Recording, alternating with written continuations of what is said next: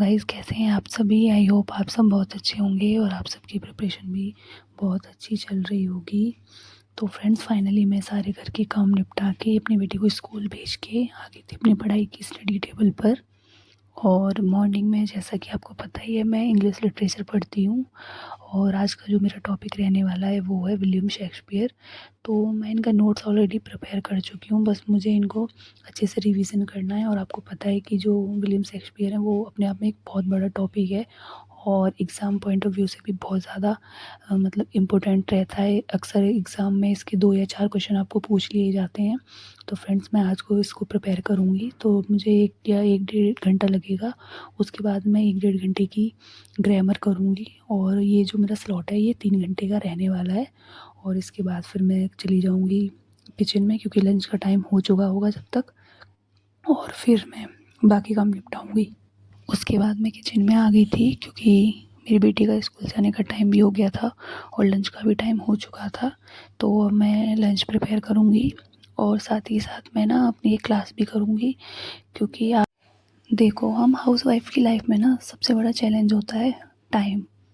जब हम किसी कॉम्पिटिटिव एग्ज़ाम की तैयारी करते हैं तो अक्सर लगता है कि सारा दिन तो किचन में ही निकल जाएगा, फिर हम पढ़ाई कब करेंगे। लेकिन क्या आपने सोचा है कि किचन का वही वक्त हमारा सबसे बड़ा स्टडी टूल बन सकता है। तो मैं आज आपसे यही शेयर करूँगी कि मैं काम करते करते कैसे अपनी पढ़ाई को मैनेज करती हूँ। तो फ्रेंड्स, सबसे पहला और आसानदार तरीका ये है कि जब आप सब्ज़ी काट रहे हो या बर्तन धो रहे हो या खाना बना रहे हो तो उस टाइम ना आपके हाथ बिज़ी होते हैं लेकिन आपका दिमाग नहीं।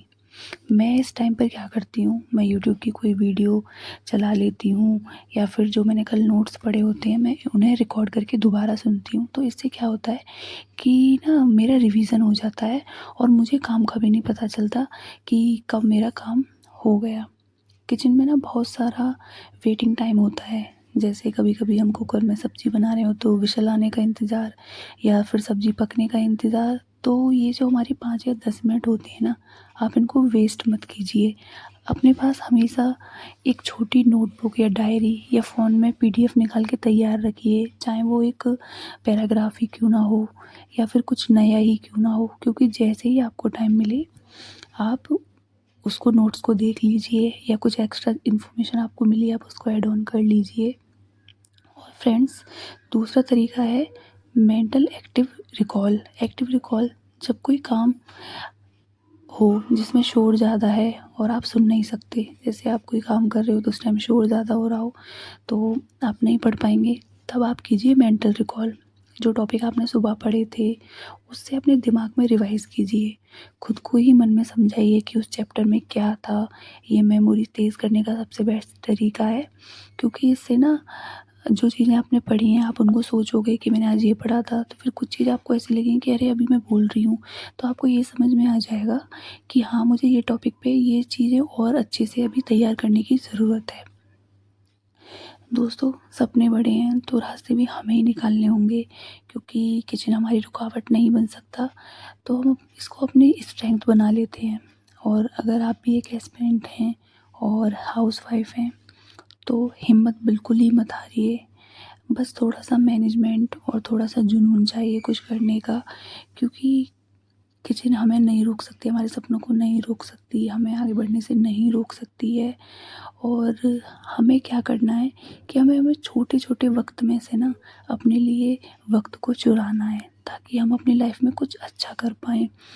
आप चाहें किचन में ही काम क्यों ना कर रहे हो, या फिर आप कभी, जैसे हम कभी कपड़े धो रहे होते हैं या फिर आप कपड़ों की तह बना रहे हैं या फिर आप रूम की सफाई कर रहे हैं, तो आप उस टाइम भी अपनी पढ़ाई को मैनेज कर सकते हैं। बस थोड़ा समझने का तरीका होना चाहिए कि हम अपनी पढ़ाई को कैसे मैनेज करें, और थोड़ा सा अपने अंदर जुनून होना चाहिए। तो फ्रेंड्स, अगर आपको ये टिप्स मेरी अच्छी लगी हैं तो वीडियो को लाइक करें और मुझे कमेंट में बताएं कि आप किचन में भी पढ़ाई करती हैं या नहीं, या कब से शुरू करने वाली हैं। तो मिलते हैं अगले वीडियो में, तब तक के लिए all the best. Bye bye friends, take care.